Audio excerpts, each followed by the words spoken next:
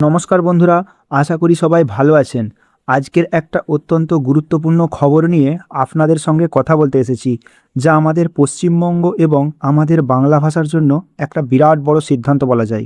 আপনারা কি জানেন, আগামী 1 সেপ্টেম্বর থেকে আমাদের রাজ্যের সমস্ত সরকারি কাজে বাংলা ভাষা সম্পূর্ণ বাধ্যতামূলক হতে চলেছে? হ্যাঁ, একদম ঠিক শুনেছেন। রাজ্য সরকারের অভ্যন্তরীণ যে কোনো সরকারি চিঠিপত্র, বিজ্ঞপ্তি বা নির্দেশিকা সব কিছুতেই এখন থেকে বাংলা লিখতে হবে। শুধু তাই নয়, কেন্দ্র সরকার কিংবা অন্য কোনো রাজ্যের সাথে যোগাযোগের ক্ষেত্রেও বাংলা বা বিদেশি ভাষার বদলে বাংলা আর হিন্দিকেই অগ্রাধিকার দেওয়া হচ্ছে। কিন্তু হঠাৎ করে এই সিদ্ধান্ত কেন নেওয়া হলো? এর পিছনে কেন্দ্রীয় স্বরাষ্ট্রমন্ত্রী অমিত শাহ এবং মুখ্যমন্ত্রী শুভেন্দু অধিকারীর কী ভূমিকা রয়েছে? এর আগে বাম জামানা বা তৃণমূল সরকারের সময়েও এই বাংলা ভাষা নিয়ে অনেক কথা হয়েছিল, কিন্তু তখন কি হয়েছিল আর এখন কি বদলাতে চলেছে, এই সব কিছু বিস্তারিত আলোচনা করব আজকের ভিডিওতে। তাই ভিডিওটা একটু লং হবে, পুরো ভিডিওটা মনোযোগ দিয়ে শেষ পর্যন্ত দেখার অনুরোধ রইল। ঘটনাটা একটু বিস্তারিতভাবে বোঝা যাক। গত রবিবার কলকাতার জাতীয় গ্রন্থাগারে শব্দ সংগ্রহশালার উদ্বোধনে এসেছিলেন কেন্দ্রীয় স্বরাষ্ট্রমন্ত্রী অমিত শাহ। সেখানে দাঁড়িয়ে তিনি বাংলা ভাষার মর্যাদা, এর ব্যবহার বাড়ানোর জন্য খুব সুন্দর কিছু কথা বলেন। শুধু মঞ্চে ভাষণ দিয়েই ক্ষান্ত থাকেননি। অমিত শাহ মহাশয় রাজ্যের মুখ্যমন্ত্রী শুভেন্দু অধিকারীকে একটি চিঠি লেখেন। শাহ চিঠিতে লিখেছিলেন যে প্রশাসন, শিক্ষা এবং সাধারণ মানুষের দৈনন্দিন জীবনে বাংলাসহ ভারতীয় ভাষার একটা সঠিক ও যোগ্য স্থান পাওয়া উচিত। শাসন ব্যবস্থায় যদি সাধারণ মানুষের নিজের ভাষা চলে, তবেই সেটা সাধারণ মানুষের কাছে পৌঁছায় এবং কার্যকর হয়। অমিত শাহ মুখ্যমন্ত্রীর কাছে প্রস্তাব দেন যে ভূমি ও ভূমি সংস্কার দপ্তর থেকে শুরু করে একদম মুখ্যমন্ত্রীর দপ্তর পর্যন্ত সব জায়গাতেই যেন বাংলা ভাষার ব্যবহার শুরু হয়। এমনকি পুলিশের এফআইআর করার ক্ষেত্রেও যেন বাংলা ভাষাকেই প্রাধান্য দেওয়া হয়। আজ সোমবার সকালে বিধানসভায় দাঁড়িয়ে মাননীয় মুখ্যমন্ত্রী শুভেন্দু অধিকারী অমিত শাহের সেই চিঠি পড়ে শোনান এবং জানান যে রাজ্যের সব সরকারি প্রস্তাব সম্পূর্ণভাবে মেনে নিচ্ছে। আগামী 1 সেপ্টেম্বর থেকে পশ্চিমবঙ্গের সর্বস্তরে বাংলা ভাষাকে বাধ্যতামূলক করা হচ্ছে। এখন আপনার মনে প্রশ্ন আসতে পারে, এই নতুন ভাষানীতি চালু হলে সাধারণ মানুষের কী লাভ বা প্রশাসন কিভাবে কাজ করবে? চলুন এই পুরো ব্যাপারটা বুঝে নিই। প্রথমত, রাজ্যের ভেতরের সব ধরনের সরকারি কাজ, যেমন ফাইলের নোট লেখা, কোনো সরকারি নোটিশ দেওয়া, চিঠিপত্র পাঠানো, সব কিছু বাধ্যতামূলকভাবে বাংলা ভাষা রাখতে হবে। দ্বিতীয়ত, জমি জায়গার কাগজপত্র বা ভূমি দপ্তরের সাধারণ মানুষের যেসব আবেদন করেন, সেগুলোর উত্তর বা প্রসেসিং বাংলাতেই হবে। এর ফলে সাধারণ মানুষ না বুঝে আর কোনো কাগজে সই করবেন না এবং বিভ্রান্তি হবেন না। তৃতীয়ত, পুলিশ স্টেশনে এফআইআর বা অন্যান্য অভিযোগ দায়েরের ক্ষেত্রেও বাংলা ভাষাকেই মূল মাধ্যম হিসাবে ব্যবহার করা হবে। চতুর্থ, এতদিন কেন্দ্র সরকারের সাথে বা অন্য রাজ্যের সাথে চিঠির বিনিময়ের সময় আমরা ইংরেজি ভাষার ব্যবহার দেখে আসতাম।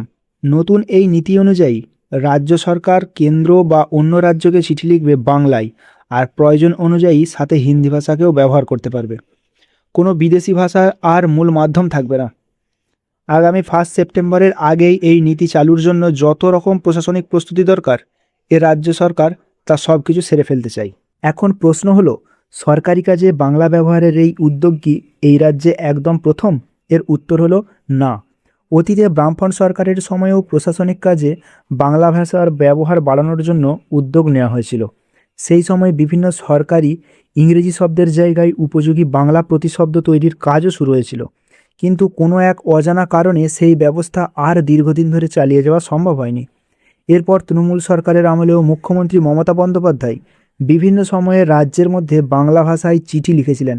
তিনি বলেছিলেন যে বাংলায় চাকরি পেতে গেলে বাংলা ভাষা জানা অত্যন্ত জরুরি, তবে সার্বিক আর বাধ্যতামূলক কোনো সরকারি ভাষানীতি হিসাবে তা কখনোই বাস্তবায়ন করা হয়নি। আর সেই জায়গায় দাঁড়িয়ে বর্তমান বিজেপি সরকার গঠন হওয়ার মাত্র 3 মাসের মধ্যে এই রকম একটা স্পষ্ট ও বাধ্যতামূলক ভাষানীতি প্রণয়ন করা কত একটা বড় পদক্ষেপ, সেটা বোঝাই যাচ্ছে। একটু খেয়াল করলে দেখবেন, বেশ কয়েক বছর ধরেই রাজনৈতিকভাবে বিজেপিকে বাংলা বিরোধী বলে খোঁচা দিয়েছিলেন প্রতিপক্ষরা, কিন্তু 2 বছর আগে অর্থাৎ 2024 সালে কেন্দ্র সরকার বাংলাকে ধ্রুপদী বা ক্লাসিক্যাল ল্যাঙ্গুয়েজের মর্যাদা অলরেডি দিয়ে দিয়েছিলেন। কেন্দ্র সরকারের পক্ষ থেকে বারবার বলা হয়েছে যে তারা সমস্ত আঞ্চলিক ভাষার বিকাশ ও সুরক্ষার জন্য প্রতিশ্রুতিবদ্ধ। এখন রাজ্য সরকারের এই নতুন সিদ্ধান্ত কিন্তু রাজনীতির ময়দানে একটা বড় বার্তা দিল। অমিত শাহের পরামর্শে শুভেন্দু অধিকারীর এই পদক্ষেপ প্রমাণ করে যে স্থানীয় ভাষা ও সংস্কৃতির সম্মান রক্ষা করা প্রশাসনিকভাবে অগ্রাধিকারের মধ্যেই পড়ে। সাধারণ মানুষের দৃষ্টিভঙ্গি থেকে দেখলে নিজের ভাষার প্রশাসনিক পরিষেবা পাওয়াটা কোনো রাজনৈতিক বিষয় নয়, এটা তাদের মৌলিক অধিকার। সরকারি অফিসে গিয়ে যদি সাধারণ মানুষ নিজের মাতৃভাষায় ফর্ম পূরণ করতে না পারেন, চিঠির ভাষা বুঝতে না পারেন, তবে তাদের ভোগান্তি শেষ থাকে না। তাই এই ভোগান্তি থেকে মুক্তি পেতেই এই রকম সিদ্ধান্ত। সবশেষে বলা যায়, অমিত শাহ যে স্বপ্নের কথা তার চিঠিতে লিখেছিলেন, শুভেন্দু অধিকারী 1 সেপ্টেম্বর থেকে তা বাস্তবে রূপ দিতে চলেছেন। বাংলা ভাষার মর্যাদা রক্ষার জন্য এবং সাধারণ মানুষের সুবিধার্থে এটি নিঃসন্দেহে একটি প্রশাসনিক পদক্ষেপ। তবে প্রশ্ন থেকেই যায়, প্রশাসনিক স্তরে এতদিন ধরে চলে আসা ইংরেজি ব্যবহারের অভ্যাস কি রাতারাতি বদলে ফেলা সম্ভব? 1 সেপ্টেম্বর থেকে এই নিয়ম কতটা নিখুঁতভাবে মেনে চলা হয় সেটাই এখন দেখার বিষয়। আপনাদের কি মনে হয়, 1 সেপ্টেম্বর থেকে রাজ্যের সরকারি কাজে বাংলা বাধ্যতামূলক করার এই সিদ্ধান্তটা আপনার কেমন লাগলো? এতে কি সাধারণ মানুষের সত্যি উপকার হবে? আপনার মতামত অবশ্যই কমেন্ট সেকশনে কমেন্ট করে জানান। ভিডিওটা ভালো লাগলে লাইক করুন, বন্ধুদের সাথে শেয়ার করুন, আর চ্যানেলে নতুন হলে সাবস্ক্রাইব করতে ভুলবেন না। আজকের মতো এখানেই শেষ করছি, দেখা হবে পরের ভিডিওতে। ভালো থাকবেন, সুস্থ থাকবেন, ধন্যবাদ।